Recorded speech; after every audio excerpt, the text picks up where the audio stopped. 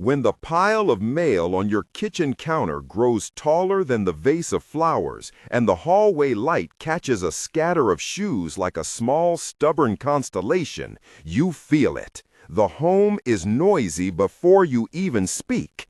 That quiet ache, the sense that your space is doing work on you instead of the other way around, is what these 7 Japanese-inspired habits are designed to tame. You don't need to move to another country or buy expensive storage. You only need a few simple shifts you can try tonight. If you're going to stay with this, like the video and subscribe so you won't miss practical routines you can actually keep. Start by treating the entrance as a threshold between the outside world and the calm you want inside. In Japan, the genkan is the entry space where shoes are removed and outerwear is left at the border. It's both practical and symbolic, a small ritual that says, "I'm home now." A tiny mat, a low shelf, or even a basket can create that same boundary for you. Arrange a spot for footwear, hang a single hook for keys, and put a shallow tray for the mail you want to open tonight. Tonight's micro-action: place a small tray or basket by your door and move 3 items from the floor into it. Practice deliberate reduction, the gentle version of danshari, the Japanese idea of letting go of things that no longer serve your life. Danshari is less about strict minimalism and more about asking whether each object helps you live the life you want. Stand in front of one drawer and ask, "When did I last use this?" If the answer is longer than a year, it's a candidate for leaving. Try a quick one-drawer sweep. Set 3 piles: keep, donate, undecided, and be merciful but honest. Your micro-action: choose one drawer tonight and make those 3 piles in 5 minutes. Make surfaces visible and usable. Clear the counters that collect the day's leftovers. In many small Japanese homes, surfaces are kept intentionally free so that light and movement feel palatable and work surfaces are always ready. When you clear a countertop, you create a place where cooking, writing, or folding laundry can happen without resistance. A practical example: for every appliance you rarely use, designate a box and slide it under a shelf. Micro-action: remove everything from a single table and put back only the 2 things you touch daily. Make surfaces visible and usable.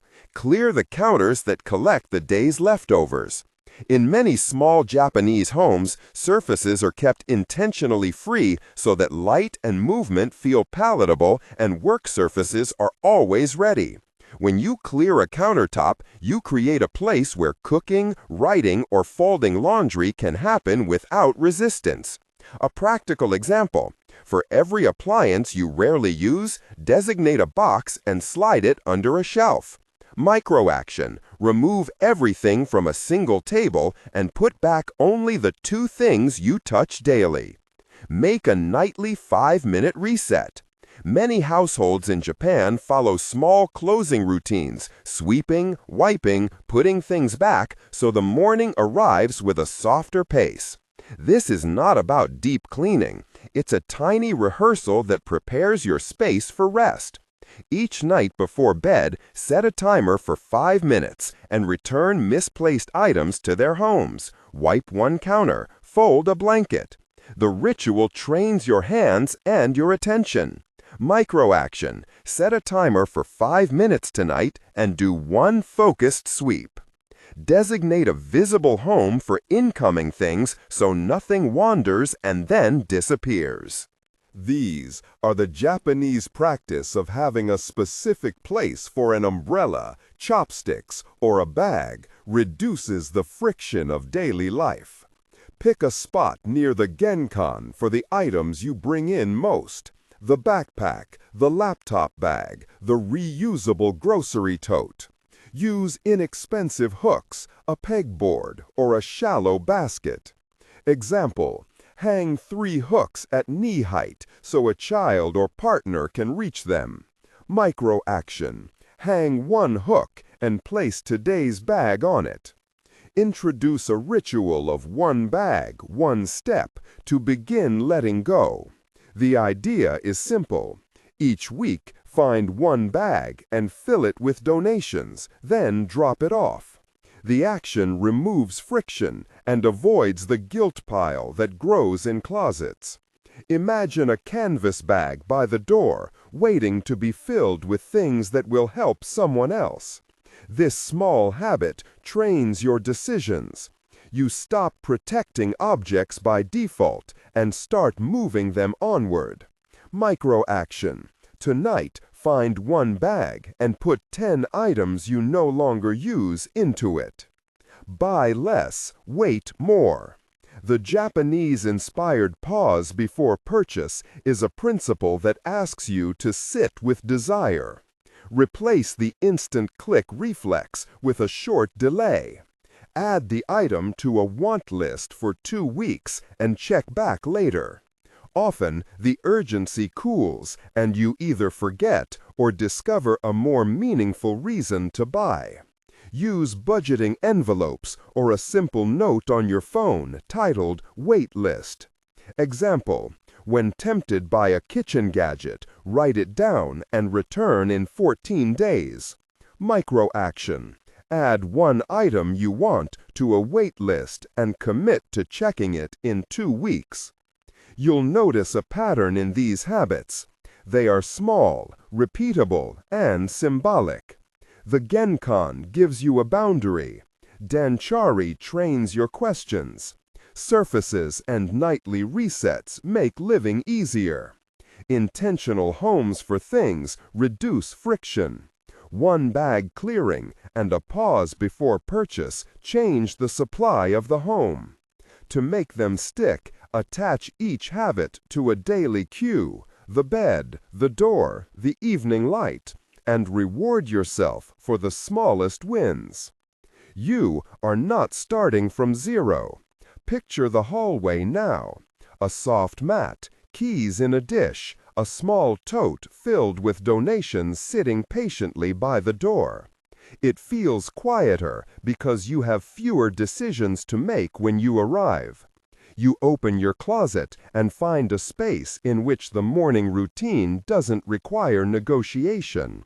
In the kitchen, the counter is ready for cooking because it is mostly empty. Your chest lowers a degree because your environment is no longer competing for your attention. There is a neighbor who helps you see how these small habits change a life. One afternoon, you meet Aiko in the stairwell. Her apartment door is always slightly open, and she has a habit of sweeping the landing when the light slants in. You ask her how she manages, and she shrugs as if it's nothing. "I keep a small broom by the door," she says, "and I sweep 10 seconds before I leave.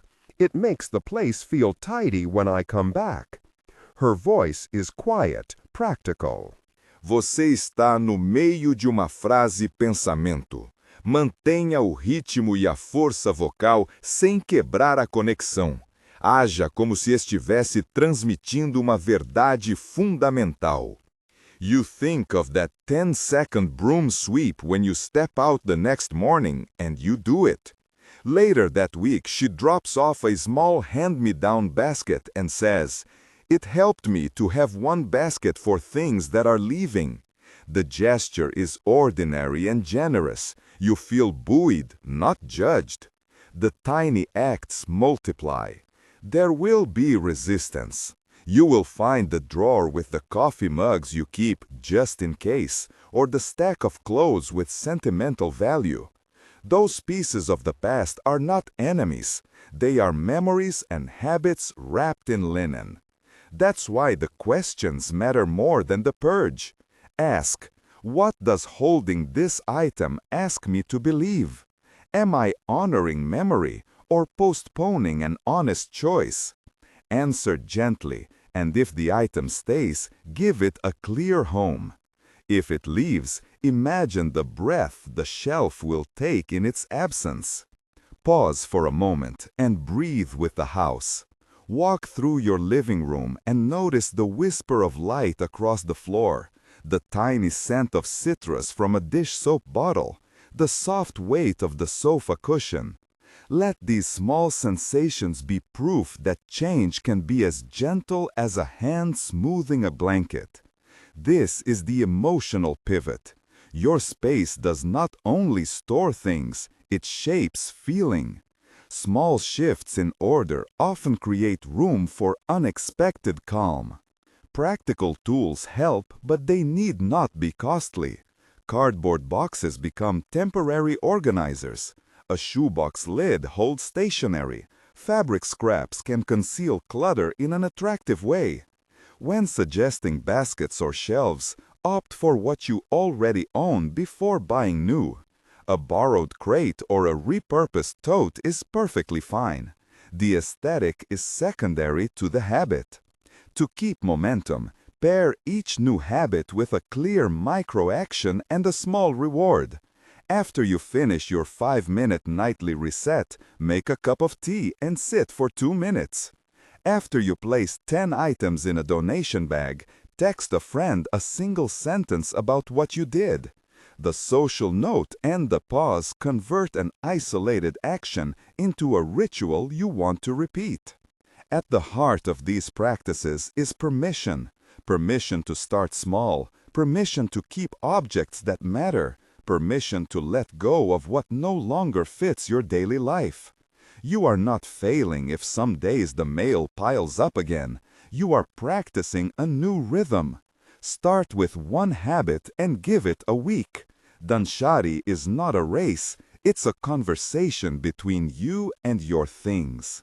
Summarizing the 7 habits you can begin now, create an entry threshold that collects only what belongs there. Practice Danshari-style reduction by questioning usefulness. Keep key surfaces clear. Perform a 5-minute nightly reset. Designate homes for incoming items. Commit to one-bag donations and wait before you buy. Your immediate challenge is simple. Pick one of these habits and do its micro-action right now. Place a tray by the door, clear one table, or fill one bag. Even the smallest step rewires how your day unfolds.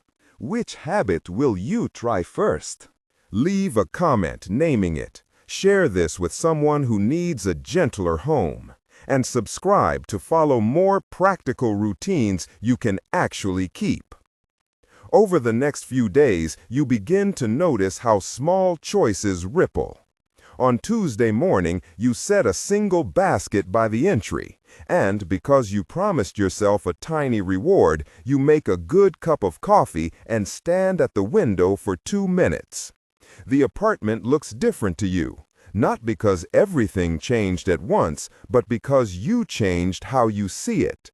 The tray holds keys, a slim notebook, the one pair of sunglasses you actually wear. Each time you drop something there, it completes a quiet contract. It will stay out of sight until you take it with you. You test the 5-minute nightly reset on Wednesday. At 9, you set a timer and move through the rooms like a soft wind. Cushions plumped, dishes rinsed, a single pile of unread mail placed in a labeled folder titled Decide. It feels ceremonial in the best possible way. Brief, conferring order. The next morning, the surface of the table is empty and your head is less noisy. A neighbor passing in the hallway compliments how tidy your door looks. You find a tiny thrill in that recognition, not as vanity, but as confirmation that a new rhythm is possible. Shopping becomes an experiment in patience. When a want arises, a lamp with a shade that seems to promise better evenings, you practice the wait 2 weeks rule. For 3 evenings, the thought of the lamp comes and goes. Only after the pause do you allow the item to be purchased, if it still feels necessary. Often the desire fades, replaced by the discovery of a lamp already tucked away in the closet, or the realization that soft light is possible with a simple dimmer. The space you save is more than shelf space. It is the avoidance of impulse's noise. Sentimental objects ask for a slower kindness. You take the sweater from the maybe stack and hold it to your face. Not because you have to decide now, but to listen. What does it say? Does it say comfort you still wear, or a memory you prefer contained? For items that stay, you assign them homes. The cedar chest for seasonal blankets, a shallow box for letters. For items that go, you separate them with care. Photographs wrapped, notes labeled.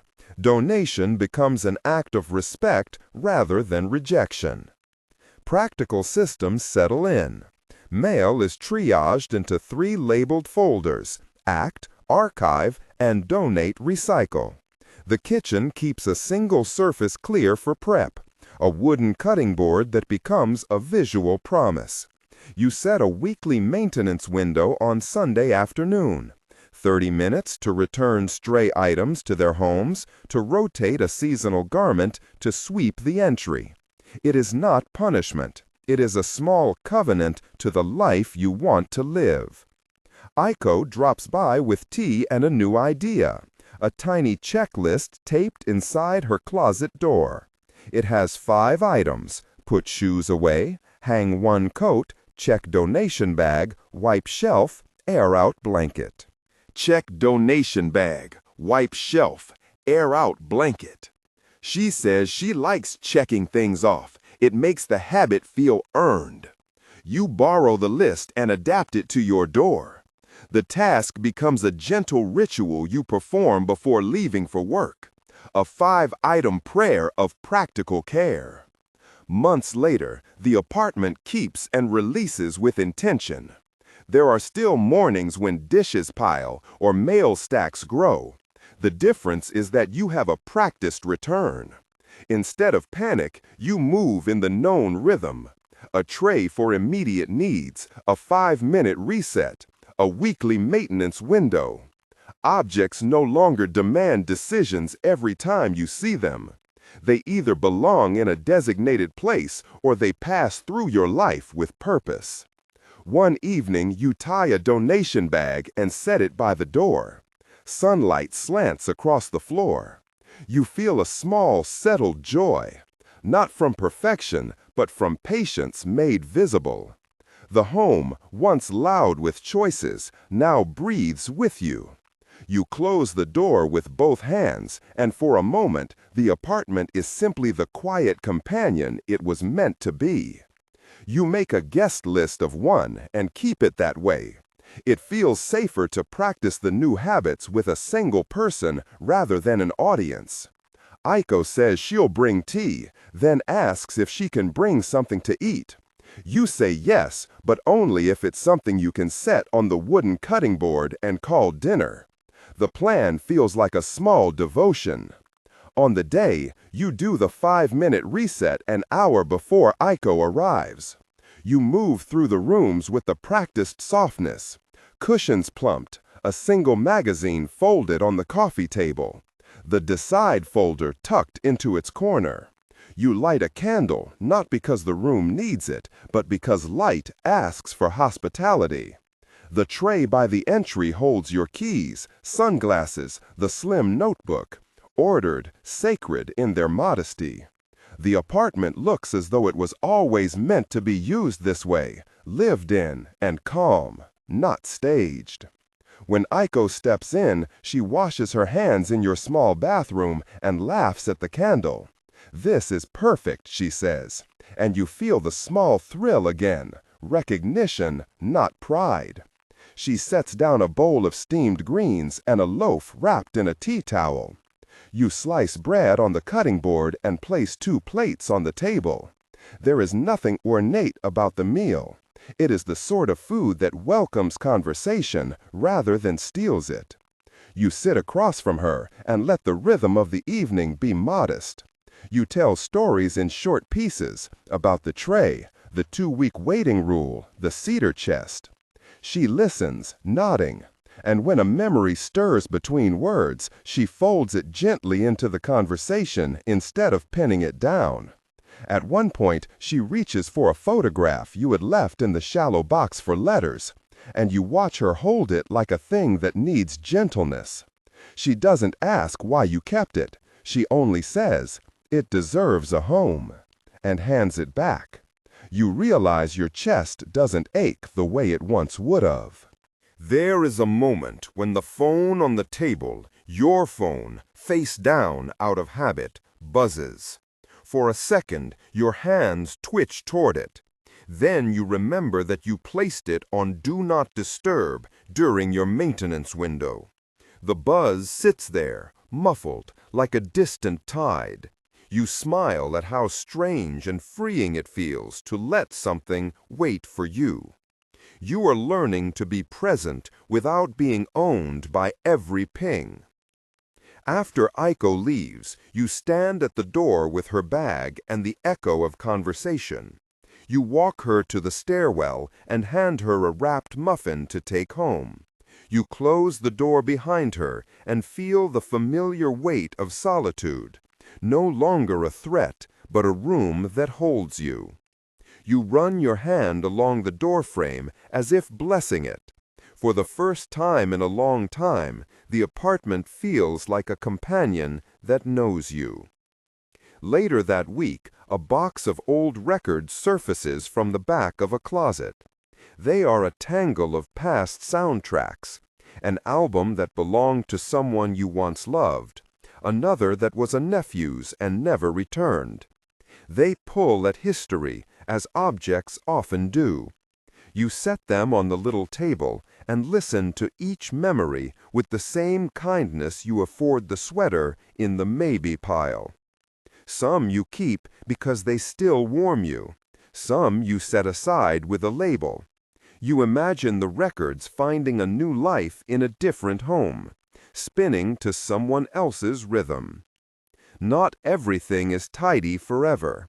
There are evenings when the 5-minute reset feels like a joke, when mail accumulates faster than you can triage, when work leaves crumbs of worry along the kitchen counter.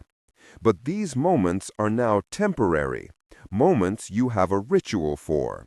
You return to the tray, to the folder, to the cedar chest. Rituals steady you like a hand on the small of your back as you pass through a crowded doorway. Months slip into a year. Seasons arrive and depart with the soft inevitability of time. You rotate blankets from the cedar chest, replace a lampshade with the dimmer you finally installed, hang the tiny checklist inside the closet door where it has become as familiar as a toothbrush. Friends come and go. You host another dinner, this time 3 people, and the apartment holds the sound without fracturing. You realize you are collecting fewer things, but more good evenings. One afternoon, on a bright day in late spring, you tie a donation bag as you did before and leave it by the door. This time it feels less like a trial and more like a parting blessing. You touch each item, a shirt, a stack of postcards, a pair of shoes, with gratitude. And then you set them into the bag. For a moment, you consider keeping the postcards, but you remember how the cedar chest makes room for what truly matters. You zip the bag and set it with purpose.